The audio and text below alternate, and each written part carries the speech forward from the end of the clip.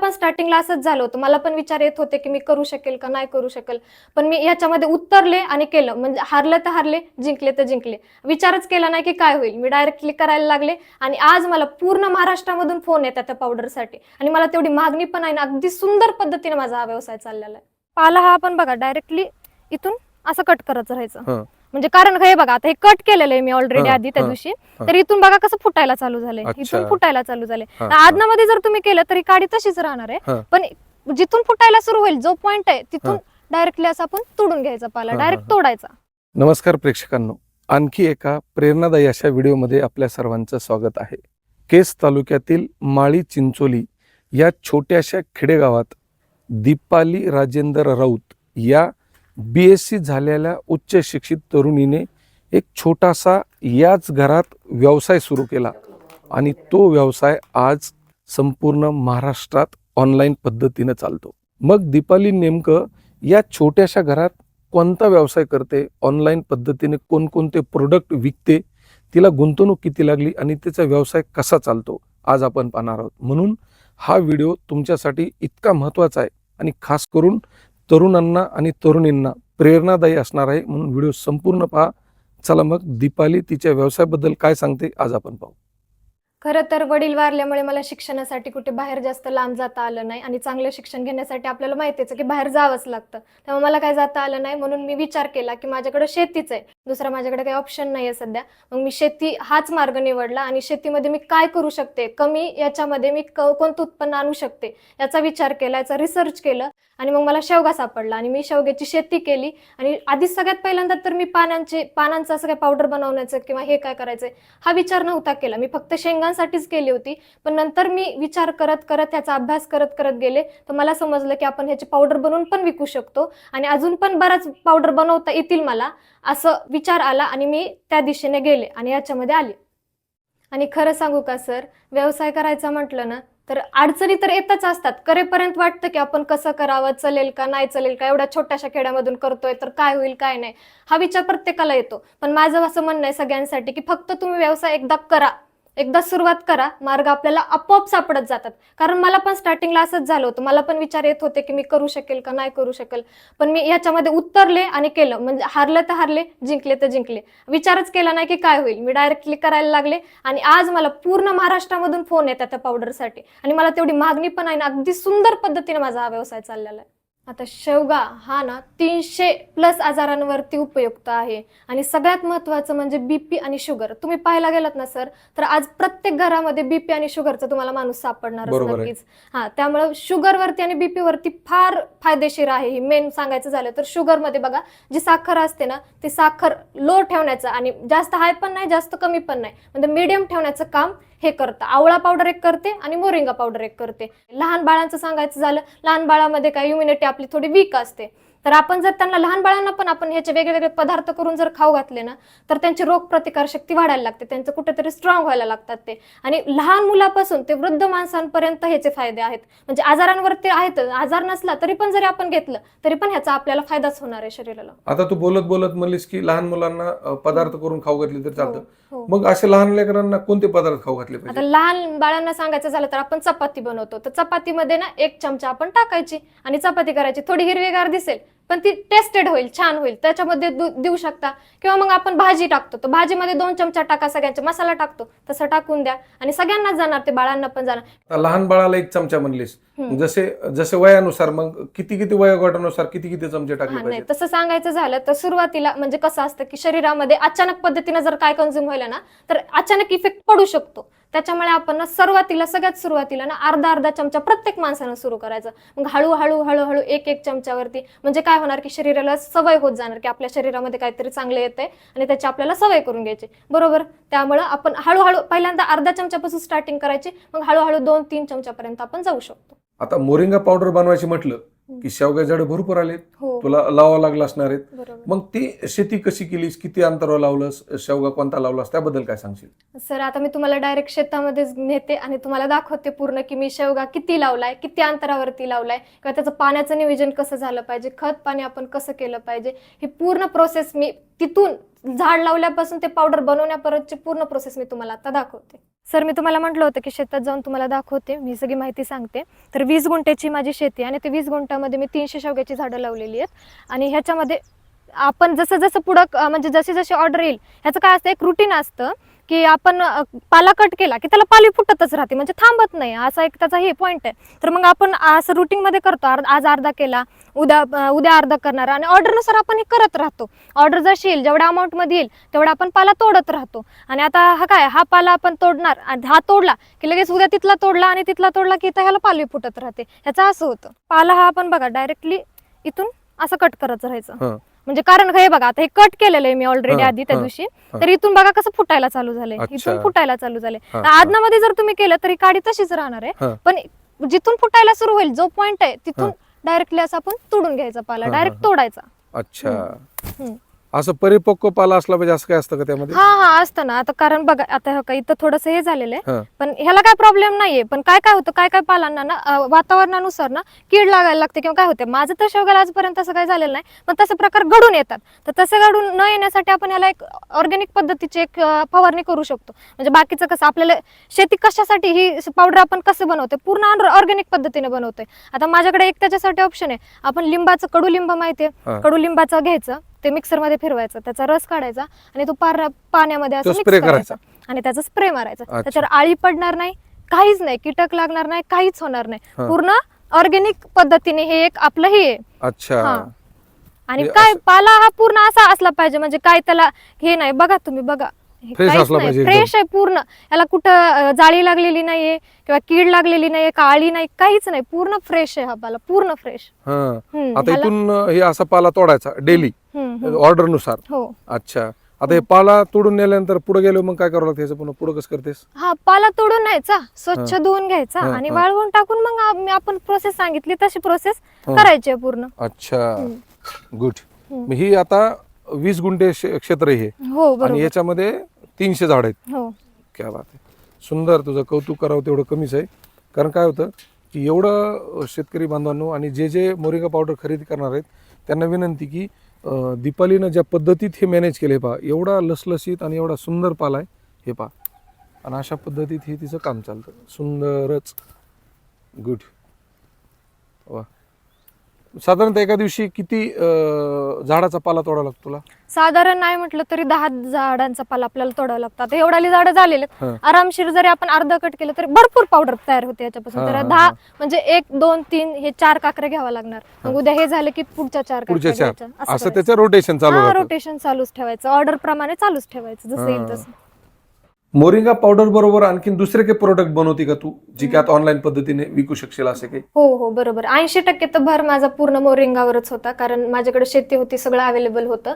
पण मला हळूहळू हे विकत फोन यायला लागले की मॅडम तुमच्याकडे कडीपत्ता पावडर आहे का, आवळा पावडर आहे का, ती का तुम्ही सेल करत नाही, ती आम्हाला पाहिजे, किंवा आयुर्वेदिक मध्ये त्याचा भरपूर उपयोग आहे, ते आम्ही घेऊ शकतो म्हणून. मग असे फोन आल्यानंतर मला विचार आला की आपण हे करत करत दुसरं पण करू शकतो. मग माझ्याकडे आवळ्याचं झाड आहे, कडीपत्त्याचं झाड आहे, गवती चहा आहे माझ्याकडं, पुदिना आहे. मग हळूहळू मग ते करत गेले मी आणि त्याच्या पण ऑर्डर्स येत गेले मला, आणि ते पण करते मी. आता जे प्रोडक्शन आहे की जे मोरिंगा पावडर आहे, मग तू एका दिवसाला किती पावडर तयार करते? मोरिंगाचे असेल, मग कडीपत्ता पावडर असेल, गवती चहा असेल किंवा आवळा असेल, त्याचं प्रोडक्शन एका दिवसात किती होतं तुझं, त्याबद्दल काय सांगशील? आता ऑर्डर तर प्रचंड येतात, कधी कधी ना मला असं कमी पडतात ऑर्डर द्यायला की मी आता किती करून किती नाही. तर दिवसातून नाही म्हटलं तरी ते मी 10 ते 20 किलो डेलीच्या डेली बनवते आणि तेवढीच्या तेवढी सेल पण होतीये. ते आवळा पावडर असू द्या, पुदिना पावडर असू द्या, गवती चहा असू द्या किंवा मोरिंगा पावडर असू द्या, आपली ती बरोबर सेल होते. म्हणजे मी क्वांटिटीमध्ये तेवढ्या बनवते आणि तेवढी ती जाते. कधी कधी मला ती कमी पण पडते की मला ऑर्डर द्यायला उशीर पण होतो. आता याच्यामध्ये काय असतं सर, की मी 15 ते 20 क्वांटिटीमध्ये 25 क्वांटिटीमध्ये जर मोरिंगा पावडर तयार केली तर सगळ्यात जास्त मोरिंगा पावडर माझी सेल होती. त्यानंतर दुसऱ्या क्वांटिटीवर माझा आवळा येते, कारण आवळा पण शुगरसाठी चांगला असतो, तर तो येतो. आणि नंतर येतो कडीपत्ता पावडर आणि नंतर येतो गवती चहा. म्हणजे स्टेप बाय स्टेप येतं हे. कधी अधूनमधून याच्या ऑर्डर येतात, पण जास्त करून तो मोरिंगा पावडरच्या आणि आवळा पावडरच्या मला ऑर्डर्स येतात.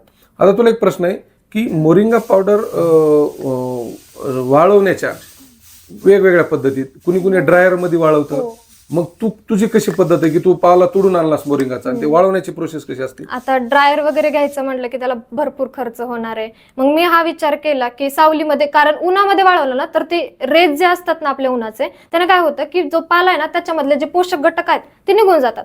त्यामुळे आपण उन्हामध्ये तर त्याला नाही वाळवू शकत. मग ऑप्शन आपल्याकडे फक्त सावलीत वाळवायचा आहे. तर मी घरामध्ये, सावलीमध्येच घरामध्ये मोकळ्या हवेमध्ये टाकून ते वाळवते, धुते, वाळवते आणि मग त्याच्यापासून पावडर बनवते. अच्छा.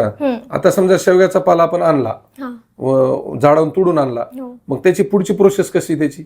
तोडून आणल्याच्या नंतर आपल्याला पहिल्यांदा तर त्याला धुणं गरजेचं आहे. स्वच्छ आपण धुतो, मोकळ्या हवेमध्ये वाळायला टाकतो एक 10 ते 15 मिनिटं किंवा अर्धा तास. आणि तो थोडासा वाळला किंवा एक दिवस जरी आपण तसाच ठेवला तर त्याच्यानं काडी ना काडी व्यवस्थित निघाला जाते. म्हणजे आपल्याला कष्ट नाहीत लागत ते वडून वडून काढावं लागतं किंवा लयच कष्ट द्यायचे, असं काहीच भाग नाही. ते सरळ इझिली सहज निघून जातं आणि ते आपण काढायचं आणि मोकळ्या हवेमध्ये असं ठेवून द्यायचं. म्हणजे ऊन नाही लागणार याची काळजी फक्त घ्यायची. सावलीलाच सुकवायला ठेवायचं, सावलीमध्येच सुकवायला ठेवायचं. मग ते वाळलं की नंतर आपल्या पावडरची प्रोसेस होते. आज आपण पाला आणलास, गृहीत धर तू सुकवलास, धुतलास आणि सुकवलास, तर त्याला किती दिवस सुकून द्यावं लागतं त्याबद्दल? 2 ते 3 दिवस.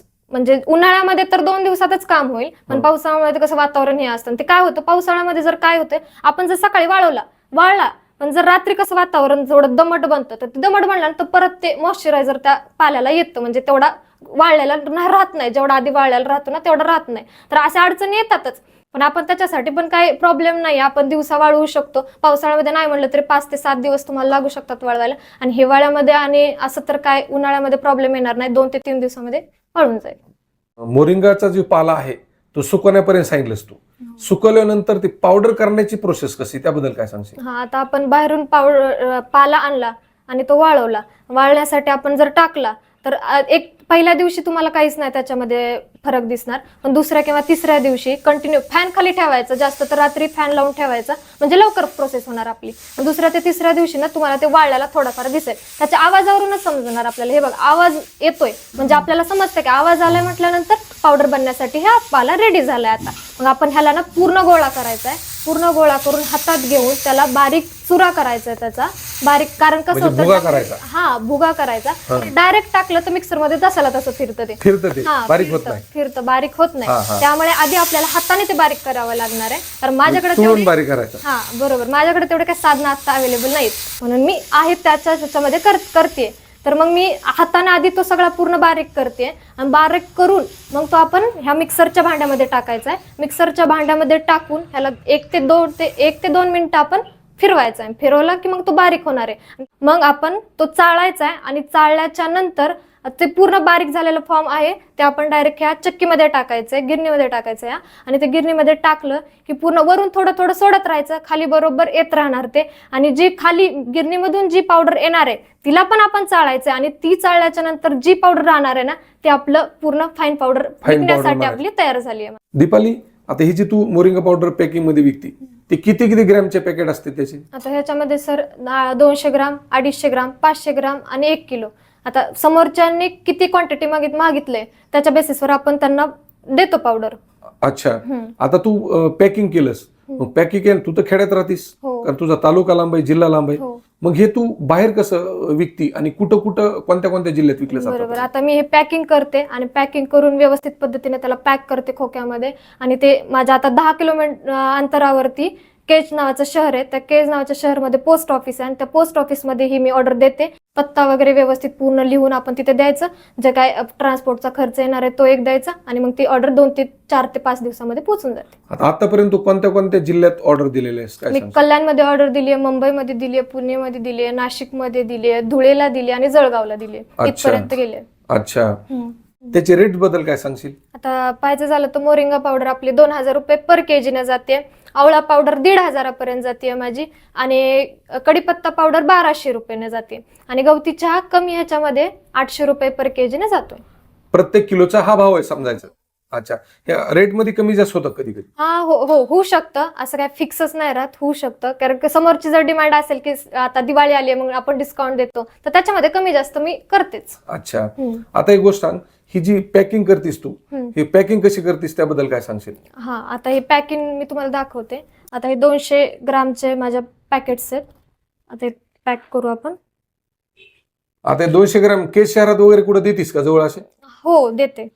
केज शहरामध्ये पण देते आणि बाहेर पण. आधी तर सुरुवातीला जवळूनच सुरू केलं होतं मी, आणि मग हळूहळू आता बाहेर ऑनलाईन जसं मी करायला गेले इंस्टाग्रामच्या थ्रू. माझं इंस्टाग्रामवरती तारिणी उद्योग समूह 19 नावाचं पेज आहे. म्हणजे मी पूर्ण ह्या माझ्या उद्योगाला, बिझनेसलाच नाव दिले तारिणी उद्योग समूह. तारिणी, हा, तारिणी उद्योग समूह असं नाव दिले. तारिणी काय संकल्पना आहे नेमकी? तारिणी ही संकल्पना एक तर सांगायचं झालं तर आपलं महाराष्ट्रीयनच आपण, आणि आपल्याकडे देव वगैरे तर भरपूर मानलं जातं, आणि माझं पण देवावरती भरपूर श्रद्धा आहे. तर तारिणी हे एक देवीचं नाव आहे, जगत तारिणी असं म्हटलं जातं तिला. आणि माझा असा विचार होता की प्रत्येक महिला, आता महिला वगैरे आहेत, तर माझा हा विचार मला फक्त माझ्यापर्यंतच मर्यादित नाही ठेवायचा आहे. तर माझा विचार मला प्रत्येक घरामध्ये, प्रत्येक शेतकऱ्यापर्यंत पोहोचवायचा आहे. कारण भरपूर असे शेतकरी, आपला कृषीप्रधान देश असून सुद्धा असे म्हणतात की शेती करून परवडत नाही, शेती परवडत नाही किंवा जमणार नाही, हे ते असं भरपूर जण आहेत की ते तसं म्हणतात. तर मला हे सांगायचंय की आपण ह्याच्यामध्ये हे करत करत आपण शेती करून पण भरपूर काय करू शकतो, असं मला सांगायचंय की आपण, म्हणजे मी जर करू शकते तर तुम्ही पण नक्कीच करू शकतात. बरोबर आहे. तरुण तरुणींनी व्यवसायाकडे का वळायला पाहिजे? तुझं काय मत आहे, काय सांगशील? आता पाहायचं झालं सर तर आपल्याकडे नोकरी करतो आपण, पण प्रचंड बेरोजगारी सुरू आहे सध्या. आणि पाहायचं झालं तर नोकरी करून आपण आपले मर्यादित स्वप्न पूर्ण करू शकतो.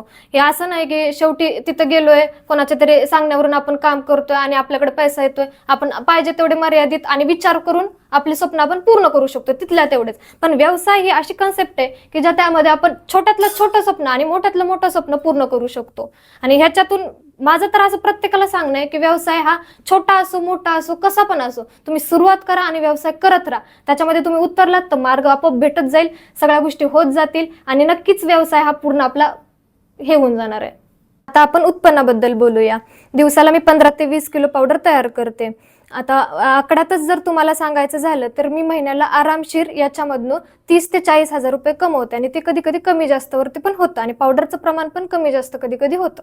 आणि तुम्हाला जर मोरिंगा पावडर, आवळा पावडर, पुदिना पावडर, कडीपत्ता पावडर, गवती चहा हे जर घ्यायचं असेल तर स्क्रीनवरती माझा नंबर दिलेला आहे, त्याच्यावरती तुम्ही मला फोन करा. आणि हो, खेड्यामधून हा चालणारा माझा व्यवसाय तुम्हाला कसा वाटला हे कमेंट करून नक्की सांगा. धन्यवाद.